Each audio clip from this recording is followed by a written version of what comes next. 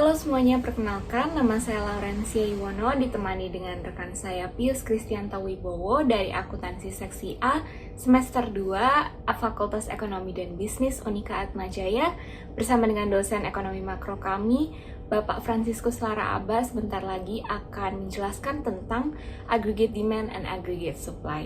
Selamat menyaksikan.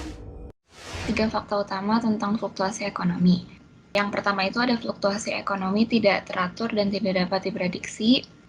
Yang kedua itu sebagian besar kuantitas ekonomi makro berfluktuasi bersama. Yang ketiga itu saat output jatuh, pengangguran meningkat. Sebelum Ya. kamu mulai tadi, kamu menyampaikan 3 aspek ya. Semuanya itu berimplikasi kepada aspek pergerakan sebuah ekonomi.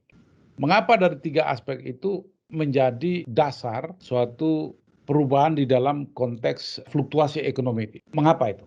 Baik dari sisi kita melakukan prediksi ataupun kita melakukan atau mendapatkan nilai jumlahnya ataupun juga terjadi peningkatan efek kepada lapangan pekerjaan ataupun juga pengangguran. Kenapa itu?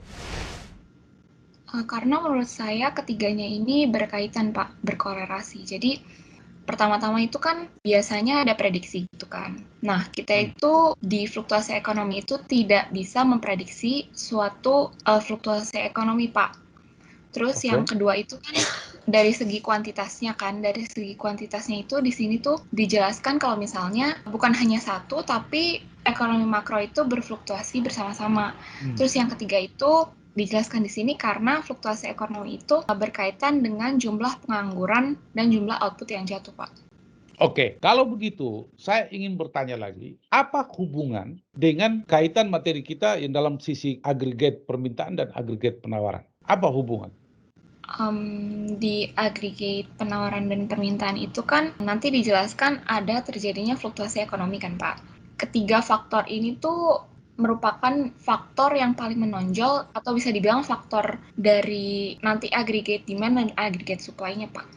Oke, kalau begitu kita kembali kepada aspek kasus misalnya, kasus seperti sekarang dengan 3 fakta atau 3 aspek yang mendasari. Apakah virus corona dalam konteks problem kesehatan yang kita alami atau dunia alami itu sudah dapat diprediksi atau tidak dapat diprediksi menurut kamu sebelumnya? Menurut saya sih tidak bisa diprediksi ya, Pak. Soalnya kan corona waktu tahun 2019 itu kan tidak diprediksi dapat menyebar dari Wuhan gitu kan, Pak. Apakah problem itu murni problem faktor ekonomi atau bukan menurut kamu? Menurut saya ini faktor ekonomi sih, Pak. Apa kalau faktor ekonomi menurut kamu? Dengan adanya pandemi corona ini kan ekonomi menjadi terguncang ya, Pak. Jadi banyak PHK massal, jadi perputaran roda ekonomi juga jadi jatuh begitu, Pak. Oke, baik teman-teman. Saya ingin lengkapi apa yang Laurencia sampaikan. Kalau kita melihat 3 aspek ini di dalam sisi tidak dapat diprediksi dan juga dari sisi makro berfluktuasi bersama ataupun juga output yang dihasilkan di dalam konteks pengangguran misalnya disampaikan di sini. Di sini kita melihat bahwa secara makroekonomi yang harus kita lihat bahwa 3 fakta ini menunjukkan bahwa suatu perubahan di dalam konteks fluktuasi ekonomi ataupun di dalam konteks terjadinya goncangan ekonomi itu memberikan dampak di mana aspek-aspek tertentu di dalam konteks pergerakan ekonomi yang jelas bisa kita prediksi dengan kontestasi di dalam nilai ekonomi, tetapi ada juga yang tidak bisa kita prediksi. Nah, tergantung Anda menggunakan asumsi apa yang Anda gunakan. Misalnya, Anda mau melihat pergerakan daripada bagaimana permintaan daripada di dalam bidang kesehatan atau makanan-makanan kesehatan ataupun juga alat-alat kesehatan. Kalau pada posisi normal, kita pasti bisa memprediksi apa kebutuhan. Tapi dalam kondisi tidak normal, kita pasti tidak dapat melakukan prediksi sesuai dengan kebutuhan kita. Maka oleh karena itu, tinggal kita melihat kalau pada posisi normal dari aspek kuantitas secara makroekonomi, posisi berapa yang kita hasilkan, pasti kita akan memperoleh. Tetapi kalau dalam posisi tidak normal, yang kita khawatir adalah pembajakan ataupun di dalam konteks pembelanjaan yang lebih dari sisi yang sifatnya permintaan kita gitu. Nah, ini akan berbeda. Kalau sekarang ini kan orang lebih mementingkan kesehatan daripada membeli rumah, properti, ataupun juga membeli barang-barang yang tidak menjadi prioritas seperti jasa, berlibur, dan sebagainya. Pasti orang lebih fokus kesehatan. Oleh karena itu, dilihat dari sisi output atau kuantitas yang dihasilkan, misalnya dalam konteks pengangguran, yang jelas bahwa aspek-aspek yang sangat terpenting di sisi ekonomi dalam kondisi seperti sekarang, ya di bidang kesehatan akan menjadi prioritas utama di dalam menaikkan, mengatasi pekerjaan untuk diselesaikan secara baik atau pelayanan secara baik. Tapi di bidang-bidang lain, misalnya di perhotelan, di bidang transportasi, pasti akan jatuh. Dan problem itu akan menyebabkan tingkat pengangguran. Maka oleh karena itu, kalau kita akumulasikan dari sisi agregat permintaan ataupun agregat penawaran, kita bisa mengasumsikan bahwa dari sisi sektor tertentu, itu pasti ada kenaikan agregat permintaan yang di luar dugaan kita. Nah, sekarang ini kan bagaimana tingkat kelipatan permintaan atau agregat permintaan di dalam bidang kesehatan pasti akan tinggi dibandingkan dengan situasi normal. Sebaliknya, tingkat permintaan daripada di bidang tertentu, misalnya di bidang transportasi ataupun di bidang properti, pasti akan mengalami agregat permintaan yang mengalami penurunan yang luar biasa. Nah, ini aspek-aspek yang harus kita lihat bahwa seluruh faktor ekonomi dari sisi makroekonomi biasanya yang bisa diprediksi adalah problem-problem yang sifatnya ekonomi. Nah, tetapi perlu diketahui bahwa dalam persoalan ekonomi dia juga bergantung kepada atau faktor yang berpengaruh juga bukan daripada sisi ekonomi. Nah, non-ekonomi pun juga sangat mempengaruhi. Misalnya apa? Ya, sisi kesehatan ini bukan problem ekonomi, ini problem kesehatan, tapi dia mempengaruhi faktor ekonomi. Misalnya kebijakan politik atau keamanan tidak stabil dan sebagainya. Nah, itu bukan ekonomi, tapi dari sisi lain tapi mempengaruhi situasi ekonomi secara keseluruhan. Silakan lanjut. Fluktuasi perekonomian ini sering disebut juga dengan siklus bisnis. Hal ini dikarenakan fluktuasi ekonomi sesuai dengan perubahan kondisi bisnis. Ketika PDB real bertumbuh dengan pesat, maka bisnis akan menjadi lebih baik. Kebanyakan perusahaan mengalami adanya pertumbuhan pelanggan yang mengakibatkan laba meningkat. Sebaliknya, ketika PDB real turun selama resesi, sebagian besar perusahaan mengalami penurunan penjualan yang berimbas kepada penurunan laba. Grafik ini menunjukkan PDB real di panel A, pengeluaran investasi di panel B, dan pengangguran di panel C. Resesi ditampilkan sebagai area yang diarsir yang merah muda itu. Perhatikan bahwa PDB real dan pengeluaran investasi menurun selama resesi, sementara pengangguran meningkat. Itu resesi tidak datang secara berkala. Kadang-kadang resesi bisa aja berdekatan seperti di tahun 1980 dan 1982, tapi juga kadang-kadang ekonomi berjalan tanpa resesi seperti di 1991 sampai 2001.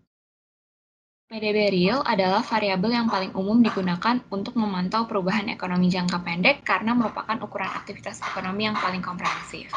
PDB real mengukur nilai semua barang dan jasa akhir yang diproduksi dalam periode waktu tertentu. PDB real juga mengukur total pendapatan yang disesuaikan dengan inflasi dari setiap orang dalam perekonomian. Namun untuk memantau fluktuasi jangka pendek, sebenarnya tidak masalah ukuran aktivitas ekonomi mana yang dilihat. Sebagian besar variabel makroekonomi yang mengukur beberapa jenis pendapatan, pengeluaran, atau produksi itu berfluktuasi bersama-sama. Maksudnya itu ketika PDB real jatuh dalam resesi, begitu pula pendapatan pribadi, keuntungan perusahaan, produksi industri, penjualan eceran, penjualan rumah, mobil, dan sebagainya. Karena resesi itu adalah fenomena ekonomi yang luas, maka resesi muncul di banyak sumber data makroekonomi. Saat output jatuh, pengangguran meningkat. Perubahan output barang dan jasa perekonomian sangat berkorelasi dengan perubahan dalam pemanfaatan tenaga kerja dalam perekonomian. Ketika PDB real turun, tingkat pengangguran meningkat. Karena ketika perusahaan memilih untuk memproduksi barang dan jasa dalam jumlah yang lebih kecil, mereka memberhentikan para pekerja dan juga memperluas jumlah pengangguran. Gambar tersebut menunjukkan dengan jelas dampak resesi terhadap pengangguran. Nah, di setiap resesi ini, tingkat pengangguran meningkat. Ketika resesi berakhir dan PDB real mulai meningkat, tingkat pengangguran secara bertahap turun. Nah, karena selalu ada beberapa pekerja di antara pekerjaan, tingkat pengangguran tidak pernah mendekati 0. Sebaliknya, ia berfluktuasi di sekitar tingkat alaminya sekitar 5 atau 6%. Sekarang saya akan menjelaskan fluktuasi ekonomi jangka pendek. Model yang digunakan sebagian besar ekonom untuk menjelaskan fluktuasi jangka pendek dalam aktivitas ekonomi. Dikotomi klasik dan juga kenetralan moneter. Semua variabel ekonomi seharusnya dibagi menjadi dua kelompok. variabel-variabel normal, yaitu variabel-variabel yang dapat diukur dalam satuan uang. Atas variabel-variabel real, yaitu variabel-variabel yang diukur dengan satuan krisis. Pemisahan variabel-variabel ini ke dalam dua kelompok disebut sebagai dikotomi klasik. Perubahan jumlah uang yang beredar menurut Hume mempengaruhi variabel-variabel nominal namun tidak mempengaruhi variabel real. Ketika bank sentral menggandakan jumlah uang yang beredar, tingkat harga, upah, dan nilai-nilai uang lainnya naik 2 kali lipat. Variabel real seperti produksi, lapangan kerja, upah real, suku bunga real, itu nggak berubah. Ketidakrelevanan perubahan-perubahan moneter ini terhadap variabel-variabel real disebut sebagai kenetralan moneter. Nah, dalam arti tertentu, uang tidak menjadi masalah di dunia klasik. Jika kuantitas uang dalam perekonomian menjadi 2 kali lipat, semuanya akan menelan biaya 2 kali lipat, dan pendapatan setiap orang akan 2 kali lipat lebih tinggi. Nah, realita fluktuasi jangka pendek. Hume itu menyadari bahwa teori ekonomi klasik tidak berlaku dalam jangka pendek. Ketika mempelajari perubahan ekonomi dari tahun ke tahun, asumsi netralitas moneter ini tidak lagi sesuai dalam jangka pendek, variabel real dan nominal sangat saling terkait. Dan perubahan jumlah uang beredar dapat mendorong PDB real untuk sementara menjauh dari tren jangka panjangnya. Dari sudut pandangnya di Inggris abad ke-18, Hume mengamati bahwa ketika jumlah uang beredar meningkat setelah penemuan emas, butuh beberapa waktu untuk menaikkan harganya. Harga di sini termasuk ke dalam variabel nominal. Sementara itu, perekonomian mengakibatkan pekerjaan dan produksi atau variabel real ini lebih tinggi. Model permintaan agregat dan penawaran agregat.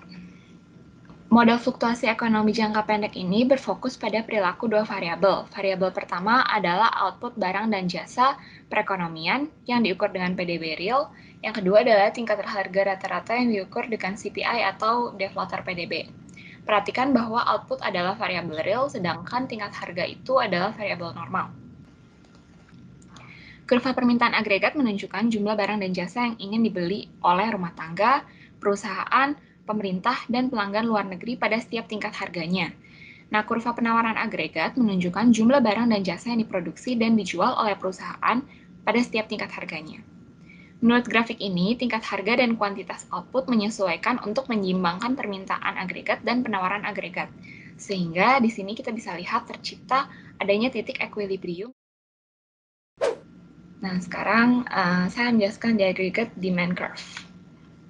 Kurva permintaan agregat memberitahu kita kuantitas semua barang dan jasa yang diminta dalam perekonomian pada tingkat harga tertentu. Penurunan tingkat harga dari P1 ke P2 meningkatkan kuantitas barang dan jasa yang diminta dari Y1 ke Y2. Karena tingkat harga turun, kekayaan realnya akan naik, suku bunga akan turun, dan nilai tukar akan terdepresiasi. Efek ini mendorong pengeluaran untuk konsumsi, investasi, dan ekspor neto. Sebenarnya kenapa sih kurva permintaan agregat itu turun ke bawah? Kita pertama-tama bisa lihat dulu ya persamaannya, ada Y sama dengan C ditambah I ditambah G ditambah NX. Masing-masing dari keempat komponen ini berkontribusi pada permintaan agregat untuk barang dan jasa. Untuk saat ini kita berasumsi bahwa pengeluaran pemerintah ditentukan oleh kebijakannya. Tiga komponen pengeluaran lainnya seperti konsumsi, investasi, dan ekspor neto bergantung pada kondisi ekonomi dan khususnya pada tingkat harga. Oleh karena itu, untuk memahami kemiringan ke bawah dan kurva permintaan agregat, kita harus memeriksa bagaimana tingkat harga mempengaruhi kuantitas barang dan jasa yang diminta untuk konsumsi, invest, dan juga ekspor neto. Tingkat harga dan konsumsi. Efek kekayaan. Penurunan tingkat harga meningkatkan nilai uang real dan membuat konsumen menjadi lebih kaya, yang pada akhirnya mendorong mereka untuk belanja lebih banyak lagi. Peningkatan belanja konsumen berarti semakin banyak barang dan jasa yang diminta. Sebaliknya, ketika kenaikan tingkat harga mengurangi nilai uang real dan membuat konsumen itu menjadi lebih miskin, maka hal tersebut bisa berdampak pada pengurangan pengeluaran konsumen dan kuantitas barang dan jasa yang diminta. Tingkat harga dan investasi mempengaruhi suku bunga. Tingkat harga yang lebih rendah mengurangi tingkat bunga, mendorong pengeluaran yang lebih besar untuk barang-barang investasi. Nah, dengan demikian, meningkatkan jumlah barang dan jasa yang diminta. Karena tingkat bunga yang lebih rendah membuat pinjaman lebih murah. Hal ini mendorong perusahaan untuk meminjam lebih banyak untuk berinvestasi di pabrik dan juga peralatan baru. Tingkat bunga yang lebih rendah ini juga dapat mendorong pengeluaran konsumen. Nah, tapi sebaliknya, kalau tingkat harga yang lebih tinggi itu menaikkan tingkat bunga, maka hal tersebut dapat menghambat pengeluaran investasi yang berdampak pada menurunnya jumlah barang dan jasa yang akan diminta. Mata uang terdepresiasi, permintaan ekspor neto terstimulasi. Nah, seperti yang baru saja disampaikan, tingkat harga yang lebih rendah menurunkan tingkat bunga. Misalkan nih, tingkat harga yang lebih rendah di Amerika Serikat menurunkan tingkat bunga di sana. Menanggapi suku bunga yang lebih rendah, beberapa investor Amerika akan mencari keuntungan yang lebih tinggi dengan berinvestasi di luar negeri. Misalnya, karena suku bunga obligasi pemerintah Amerika turun, pemerintah Amerika menyuruh mereka untuk membeli obligasi pemerintah Jerman. Saat reksadana mencoba mengubah dolar menjadi euro untuk membeli obligasi Jerman, reksadana meningkatkan pasokan dolar di pasar untuk pertukaran mata uang asing. Karena setiap dolar membeli lebih sedikit unit mata uang asing, barang asing menjadi lebih mahal kan dibandingkan dengan barang di dalam Amerika itu. Karena barang asing sekarang lebih mahal, orang Amerika membeli lebih sedikit dari negara lain, menyebabkan impor barang dan jasa Amerika Serikat menurun. Pada saat yang sama, karena barang-barang AS sekarang lebih murah, orang asing membeli lebih banyak dari Amerika Serikat sehingga ekspor AS itu meningkat. Jadi jatuhnya nilai tukar real dolar menyebabkan peningkatan jumlah barang jasa yang diminta. Nah, sebaliknya, ketika tingkat harga Amerika naik dan menyebabkan suku bunga naik, nilai real dolar meningkat dan apresiasi ini mengurangi ekspor neto Amerika serta jumlah barang dan juga jasa yang diminta. Kenapa kurva permintaan agregat itu mungkin bergeser? Yang pertama itu ada perubahan konsumsi.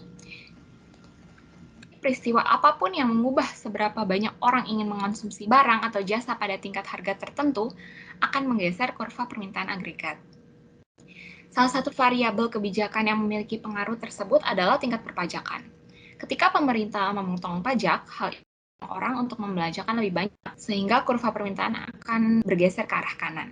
Tapi sebaliknya, ketika pemerintah menaikkan pajak, orang-orang akan mengurangi pengeluaran mereka karena biaya yang dikeluarkan akan lebih besar.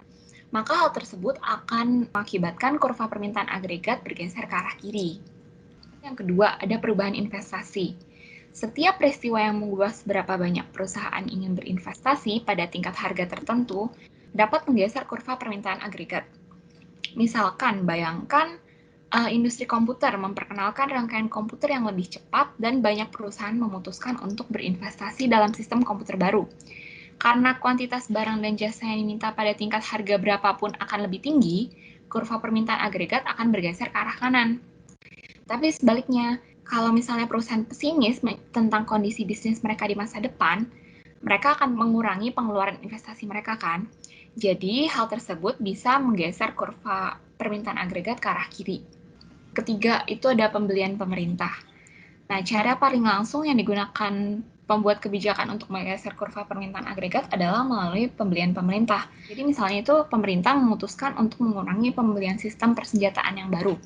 Karena kuantitas barang dan jasa yang diminta pada tingkat harga berapapun akan lebih rendah kan nantinya, kurva permintaan agregat akan bergeser ke arah kiri.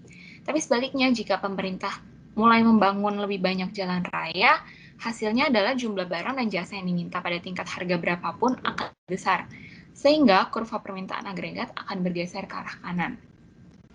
Yang keempat itu ada ekspor neto. Misalnya ketika Eropa mengalami resesi, mereka membeli lebih sedikit barang dari Amerika Serikat. Nah, hal ini itu mengurangi ekspor neto di Amerika di setiap tingkat harga dan dapat menggeser kurva permintaan agregat untuk ekonomi di Amerika itu ke kiri. Nah, ketika Eropa pulih dari resesi, mereka mulai nih membeli barang-barang dari Amerika lagi. Nah, jadi otomatis kurva permintaan agregat ekonomi di AS itu akan bergeser ke arah kanan.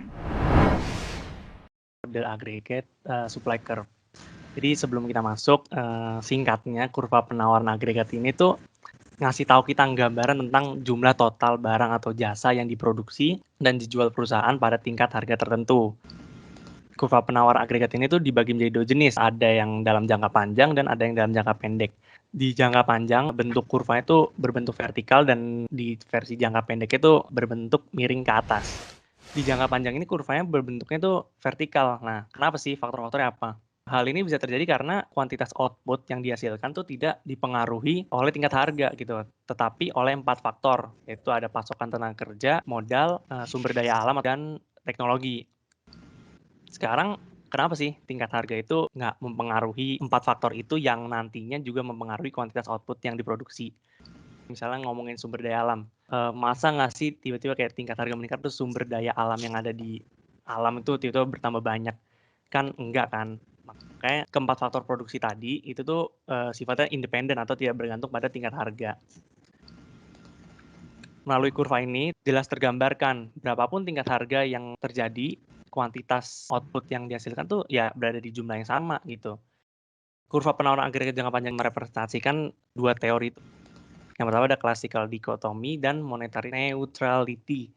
Karena dua teori itu kan berasumsi bahwa variabel real itu tidak akan berpengaruh pada variabel nominal itu. Variabel real dalam arti ini tuh si kuantitas output dan variabel nominalnya si tingkat harga. Para ekonom tuh melihat tuh sesuai gitu, relevan teori ini dengan situasi ekonomi jangka panjang gitu. Tingkat produksi jangka panjang itu bisa disebut dengan full employment output atau tingkat output alami gitu ya. Karena itu tuh menunjukkan apa yang dihasilkan oleh perekonomian itu saat pengangguran berada pada tingkat alami atau normal gitu. Setiap perubahan dalam perekonomian yang mengubah tingkat output alami akan menggeser kurva penawaran agregat jangka panjang. Faktor-faktor yang bisa menggeser gitu kurva penawar tuh ada apa ya sih? Ya faktor-faktornya ya 4 hal tadi gitu ya, si faktor produksi itu yang perubahan di tenaga kerja, terus perubahan modal, perubahan sumber daya alam, dan perubahan pengetahuan teknologi. Nah, kita kan lihat satu-satu nih. Yang pertama perubahan tenaga kerja.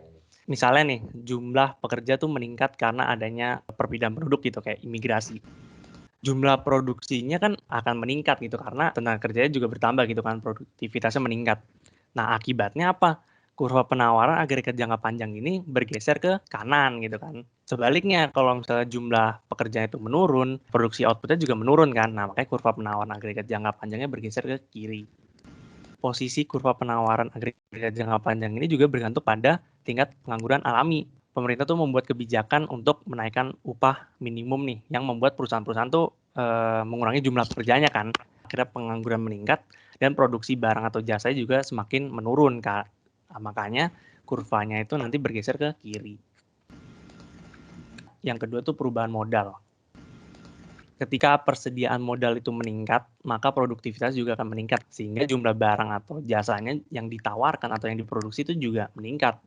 Efek ke kurvanya ini akan bergeser ke kanan.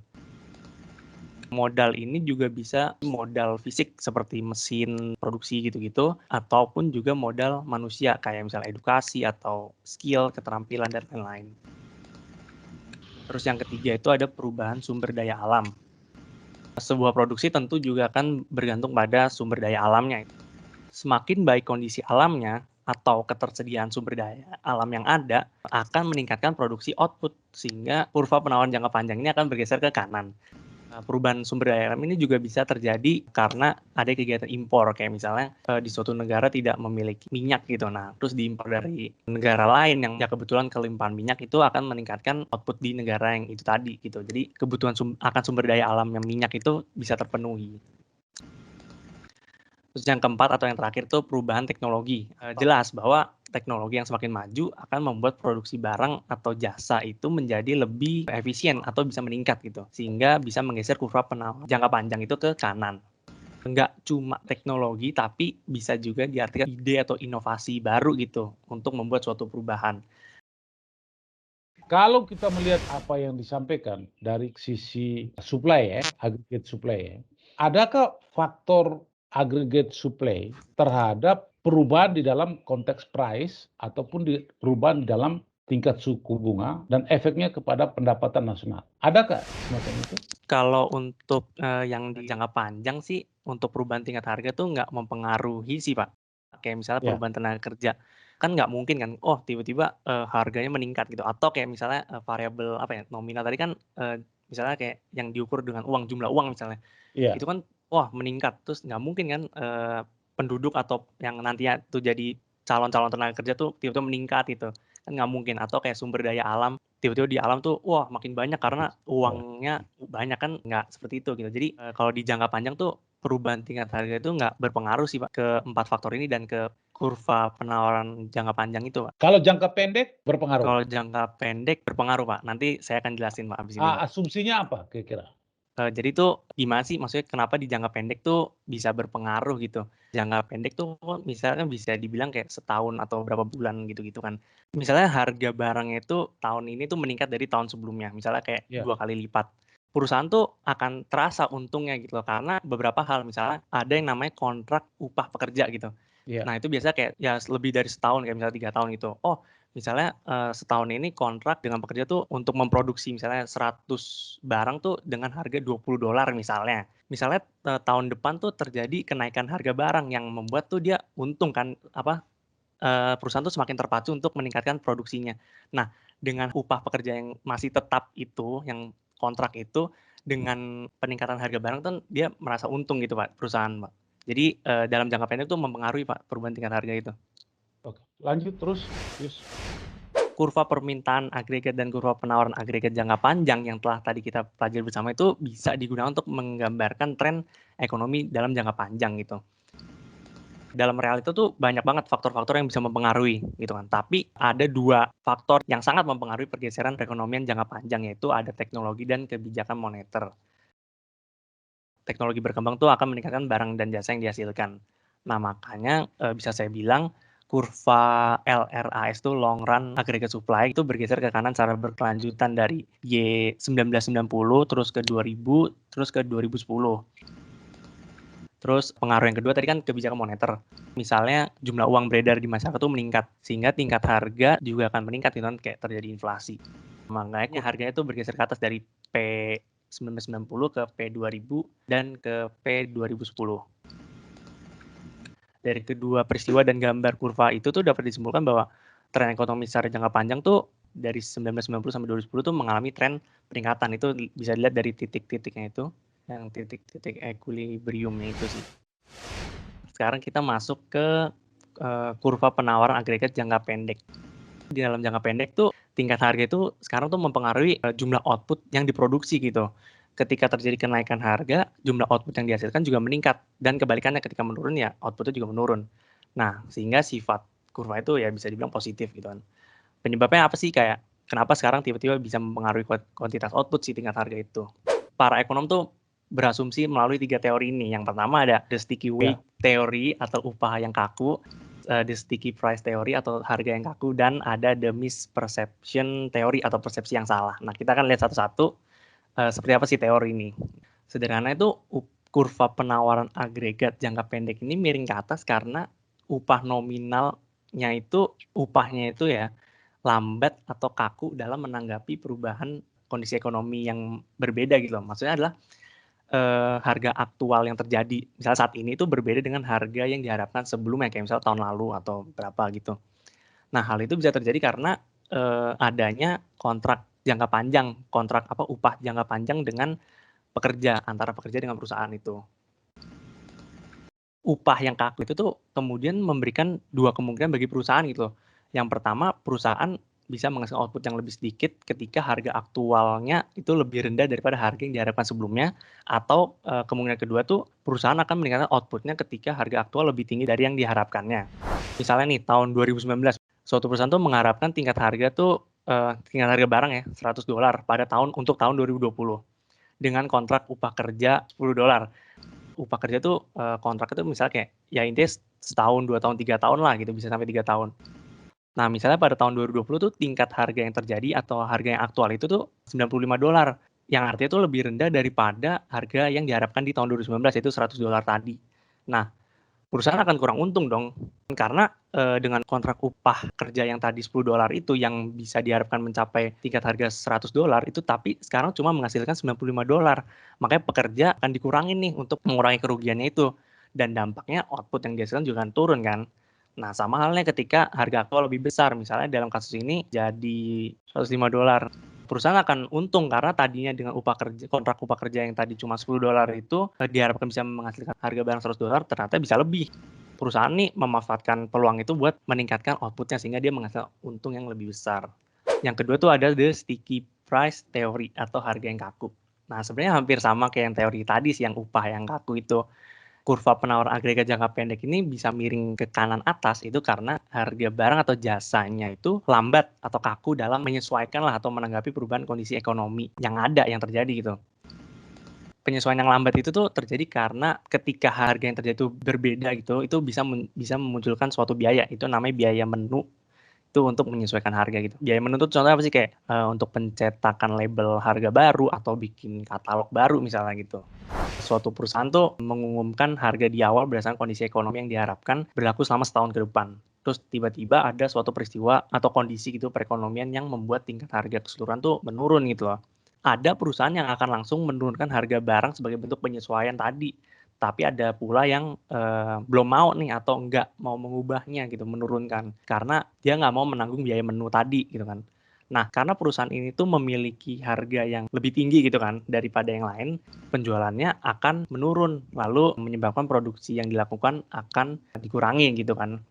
Teori yang terakhir itu adalah the misperception theory atau persepsi yang salah.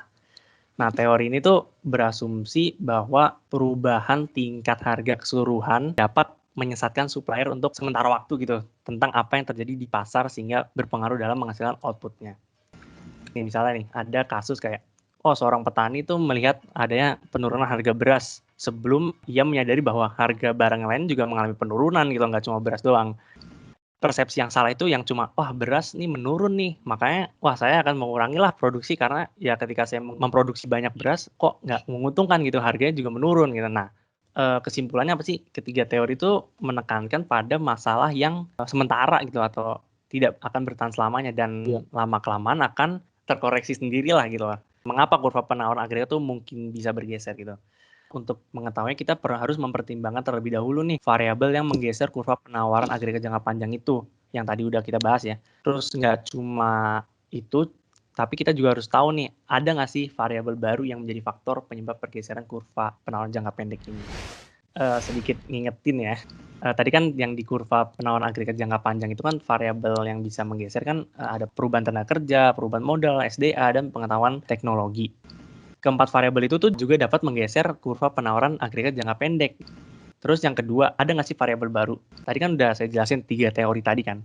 Tingkat harga yang diharapkan itu menjadi variabel baru nih sekarang, yang juga mempengaruhi posisi atau kurva dari penawaran agregat jangka pendek. Jadi ketika orang itu mengubah harapan atau ekspektasi terhadap tingkat harga, kurva penawaran agregat jangka pendek juga akan bergeser. Nah sekarang tentang fluktuasi ekonomi. Apa sih yang menjadi penyebab terjadi fluktuasi ekonomi itu? Itu bisa dilihat dari pergeseran kurva permintaan agregat dan penawaran agregat. Kita asumsikan nih perekonomian itu dimulai dari equilibrium jangka panjang gitu, di mana output dan tingkat harga itu ditentukan dalam jangka panjang oleh perpotongan antara kurva permintaan agregat dan penawaran agregat jangka panjang, yaitu di titik A itu ya, di kurva itu. Lalu perekonomian ini juga selalu berada dalam equilibrium jangka pendek, sehingga kurva penawaran agregat jangka pendek melewati titik A juga. Hal itu menunjukkan bahwa tingkat harga yang diharapkan itu sesuai dengan equilibrium jangka panjang. Pengaruh pergeseran permintaan agregat. Nah, penurunan permintaan agregat itu diwakili dengan pergeseran ke arah kiri dalam kurva permintaan agregat dari AD1 ke AD2. Nah, dalam jangka pendek, perekonomian itu bergerak dari titik A ke titik B. Dengan begitu, outputnya itu akan turun dari Y1 ke Y2, dan tingkat harganya itu akan turun dari P1 ke P2. Nah, seiring dengan berjalannya waktu, saat tingkat harga yang diharapkan sesuai, kurva permintaan agregat jangka pendek akan bergeser ke arah kanan dari AS1 ke AS2 itu. Setelah AS-nya itu bergeser, perekonomiannya itu akan mencapai titik C, di mana kurva permintaan agregat baru melintasi kurva penawaran agregat jangka pendek.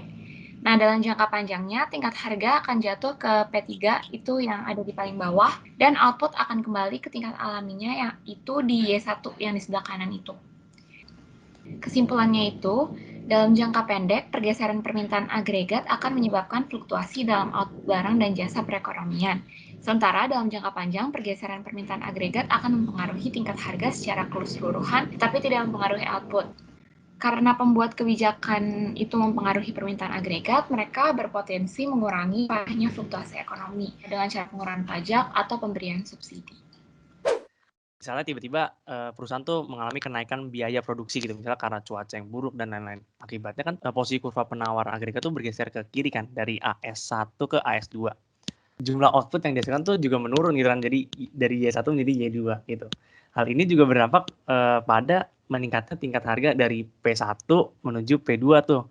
Kemudian bisa kita lihat juga dalam jangka pendek, perekonomian tuh bergerak dari titik A ke titik B dan mengalami stagflasi, yaitu ketika kondisi output menurun atau stagnasi dan terjadi kenaikan harga atau inflasi. Misalkan lagi nih ada pergeseran yang merugikan dalam penawaran agregat dari AS1 ke AS2 yang mengancam untuk menurunkan output dan meningkatkan tingkat harga dalam jangka pendek. Pembuat kebijakan itu yang mana dia tuh bisa mempengaruhi permintaan agregat gitu ya, mungkin bisa mencoba untuk menggeser kurva permintaan agregat ke kanan gitu, dari AD1 ke AD2. Makanya ekonomi nanti akan bergerak dari yang awalnya di titik A menjadi titik C. Kebijakan ini mengakibatkan kenaikan harga secara permanen dari P1 menjadi P3, sehingga jumlah outputnya akan kembali ke tingkat alaminya. Saya hanya ingin minta advice dari kalian, saran atau masukan, apa yang akan dilakukan baik dari sisi produsen maupun dari sisi konsumen terhadap polarisasi di dalam perubahan atau fluktuasi perekonomian, baik turun ataupun naik, apa yang harus dilakukan kira-kira dalam konteks jangka pendek ataupun jangka panjang, apa yang harus dilakukan dengan melihat asumsi-asumsi yang digunakan dari konsep teori yang ada itu. Kalau Iya, saya silakan. akan jelasin dari sisi produsen gitu kan, dari sisi Iya, penawaran. iya. Mungkin kalau misalnya apa ya, terjadi perubahan harga yang kayak tadi gitu ya, harga yang diharapkan dengan harga aktual tuh berbeda. Ya Iya. mungkin si perusahaan tuh melihat dulu kayak misalnya dari segi upah, kontrak upah yang sudah Iya. ditetapkan sama tuh gimana. Oh misalnya kurang menguntungkan nih, wah makanya ya paling perusahaan tuh bisa ya mengurangi itu sih jumlah tenaga kerjanya biar dia tetap untung sih. Terus kalau misalnya ternyata harga aktual tuh lebih tinggi daripada harga yang diharapkan sih, ya bisa menarik tenaga kerja lagi sehingga pengangguran bisa menurun dan output yang dihasilkan oleh perusahaan juga bisa meningkat, Pak, dan lebih menguntungkan lagi.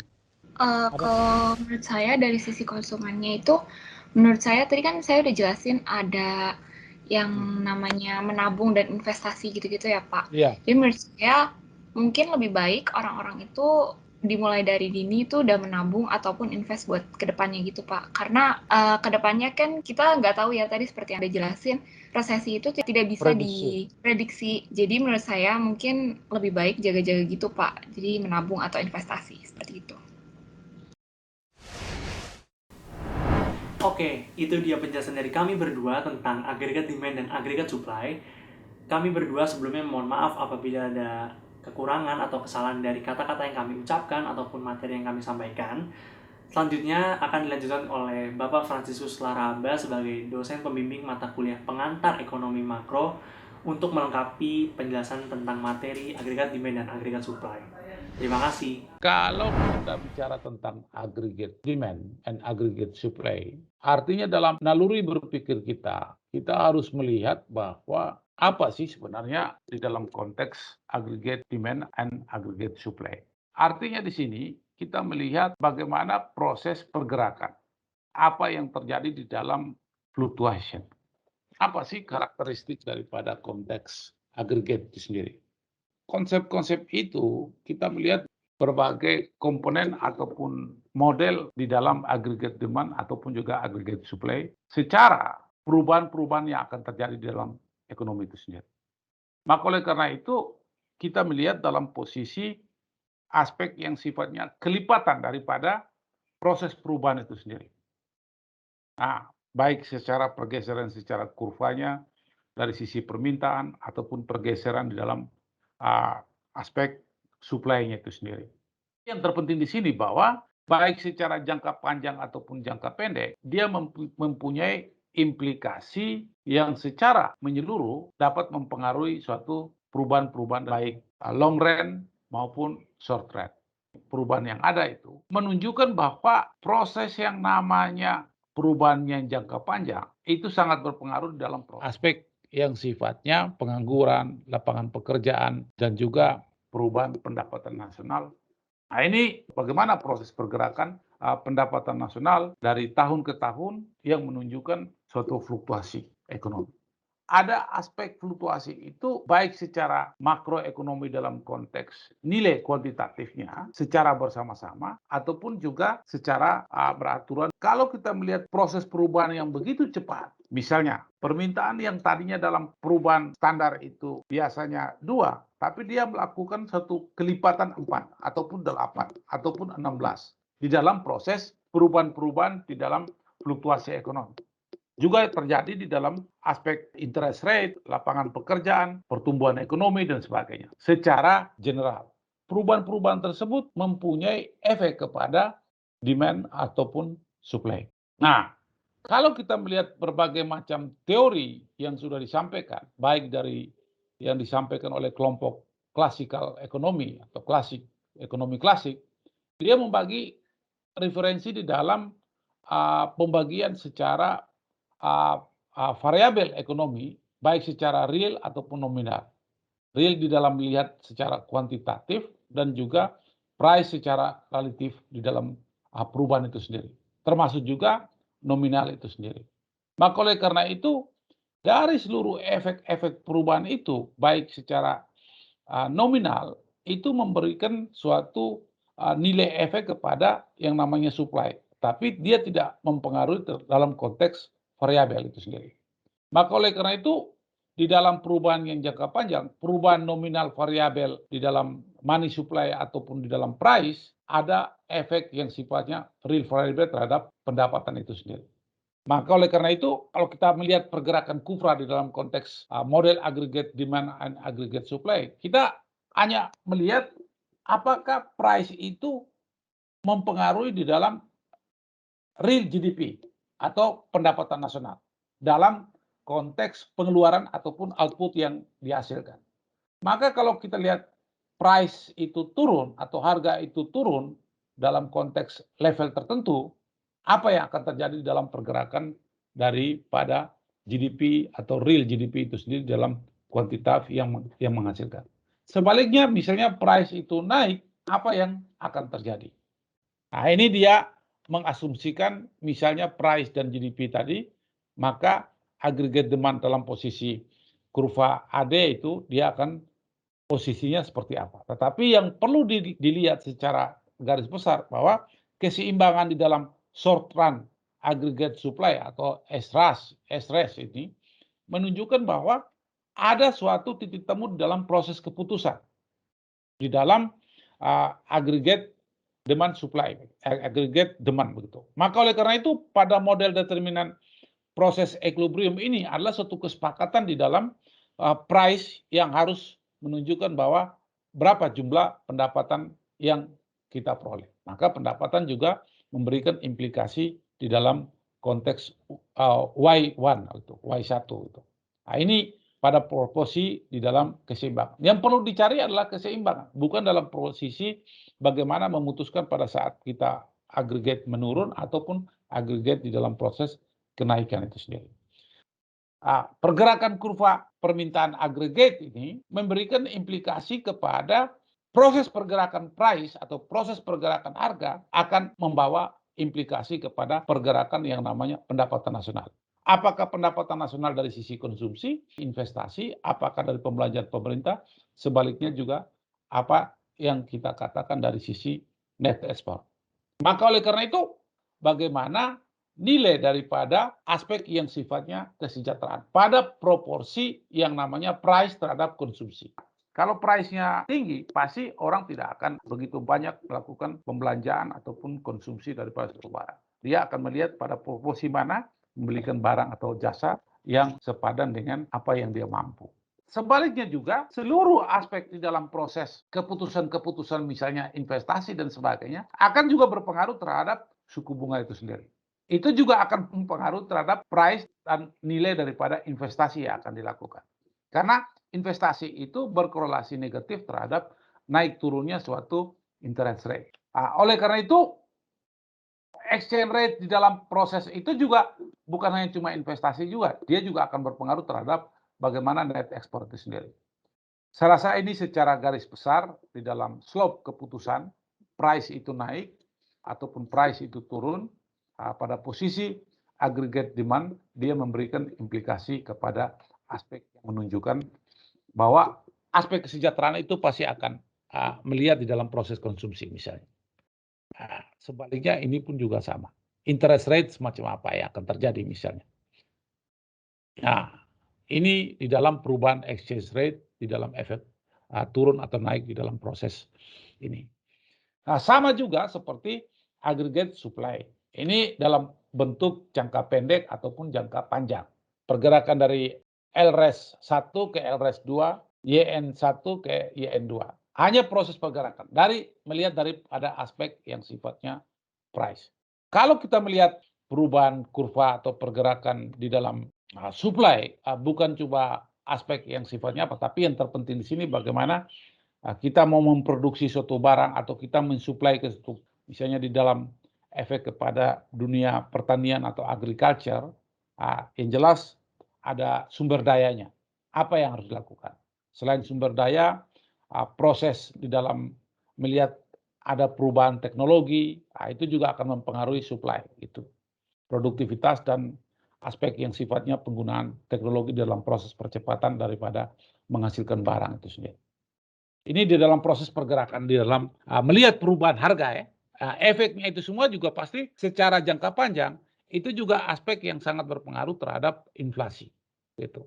Inflasi juga sangat berpengaruh terhadap proses pergerakan nilai di dalam produksi barang ataupun kita melakukan yang namanya supply itu sendiri di dalam proses permintaan. Gitu.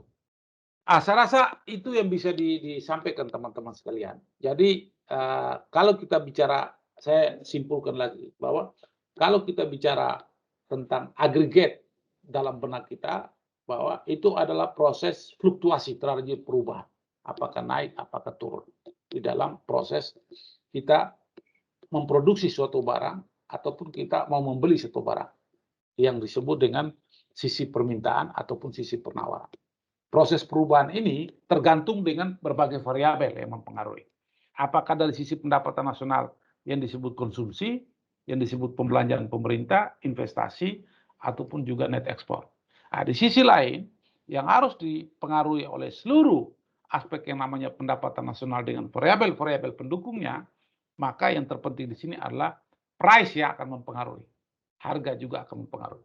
Selain harga, dalam konteks konsumsi, juga memberikan efek kepada investasi. Di dalam hal ini adalah naik turunnya suku bunga ataupun juga inflasi.